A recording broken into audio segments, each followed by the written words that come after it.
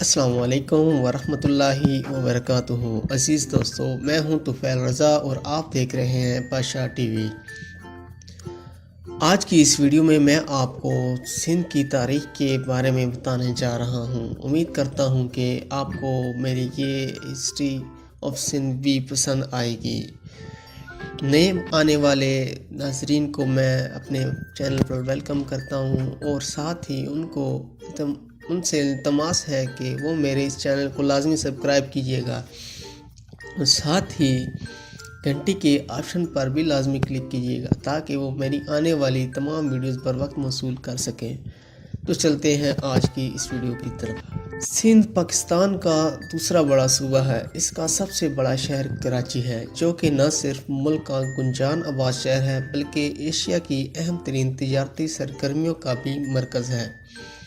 سندھ قدیم ترین تہذیب و ثقافت کا گہوارہ تصور کیا جاتا ہے۔ سندھ کی تاریخ بہت پرانی ہے، جو کہ 6000 سال قبل از مسیح شروع ہوئی ہے، جس میں مختلف تہذیب و ثقافت کے ادوار رونما ہوئے، جن میں وادی انڈس اور تہذیب 850 سے 3100 قبل از مسیح سندھ زبان کا ارتقاء 2300 BC موہنجو دڑو کی تہذیب 1700 BC میں آریہ خاندان کا دور حکومت وغیرہ شامل ہیں۔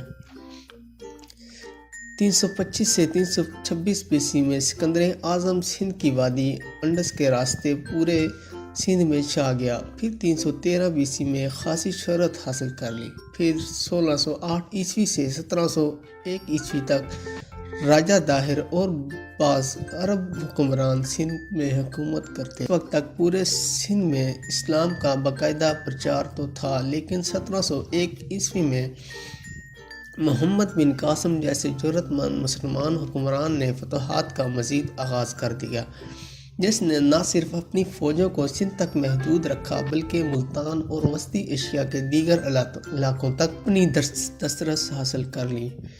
پھر 1783 عیسوی میں بلوچ حکمران سندھ کی سلطنت میں طاقتور حیثیت کے حامل ہو گئے، لیکن 1839 عیسوی میں انگریز برٹش ایسٹ انڈیا کمپنی کے پلیٹ فارم سے کراچی جیسے شہر پر قبضہ کرنے میں کامیاب ہو گئے۔ سندھ کے بعض ہندو وزراء نے برطانوی حکمرانوں کی حوصلہ افزائی کی اور اس طرح برطانوی حکمران اپنی جڑیں پورے برصغیر میں مضبوط کرتے چلے گئے۔ اس دوران بلوچی حکمرانوں نے انگریزوں کے ساتھ خوب ہٹ درمی برتی اور ان کی آرمی کے سینٹرز کو لشکر کشی کے ذریعے نشانہ بنایا۔ جدوجہد آزادی کے دوران غلام محمد اور عبداللہ ہارون نے سندھ میں مسلم لیگ کی حمایت کی اور انڈین نیشنل کانگریس سے ہندوؤں کی اصلیت کا پتہ چلنے کے بعد سندھ میں مسلمانوں نے ایک علاقائی اجلاس میں صوبے کی خود مختاری کی تحریک شروع کر 1947 میں پاکستان ایک نئی ریاست کے طور پر سامنے آیا اور سندھ پاکستان کے حصہ میں آیا، جس میں سندھ کے لوگوں کی طویل جدوجہد اور قربانیوں کا اہم کردار قابل ذکر ہے۔ قیام پاکستان کے بعد خون خرابے کے باعث تقریباً 1.1 ملین ہندو سندھی بھارت ہجری کر گئے۔ قیام پاکستان کے بعد دیگر صوبوں کی طرح سندھ کو بھی معاشی اور سیاسی انتشار کا سامنا کرنا پڑا، لیکن جلد ہی سندھ میں معاشی سرگرمیاں مستحکم ہو گئیں اور سندھ کے عظیم شہر کراچی کو پاکستان کا دارالحکومت بنا دیا گیا۔ سندھ کے کلچر کو زیور تعلیم سے آراستہ کرنے کے لیے حسن علی آفریدی نے بنیادی کردار ادا کیا۔ اسے سندھ کا سر سید احمد خان بھی کہا گیا ہے۔ اس نے سندھ مدرسۃ الاسلام سے دینی و دنیاوی علوم کی ابتدا کی اور اب سندھ میں ایشیا کی عظیم ترین درسگاہ موجود ہے، جن میں university of Karachi, Aga Khan university اور بحریہ یونیورسٹی قابل ذکر ہیں۔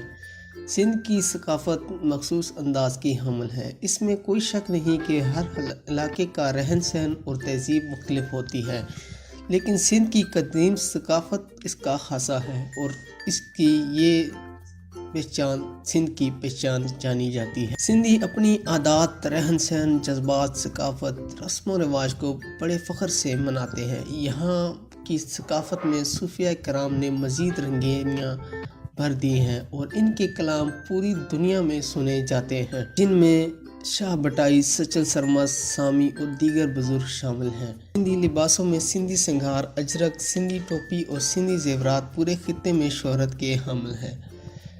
تو دوستو یہ تھی سندھ کے بارے میں کچھ معمولی سی معلومات۔ امید کرتا ہوں کہ آپ کو میری یہ معلومات دیکھنے کے لیے میرے چینل کو لازمی سبسکرائب کیجیے گا۔ تب تک کے لیے مجھے اجازت دیں۔ اللہ حافظ۔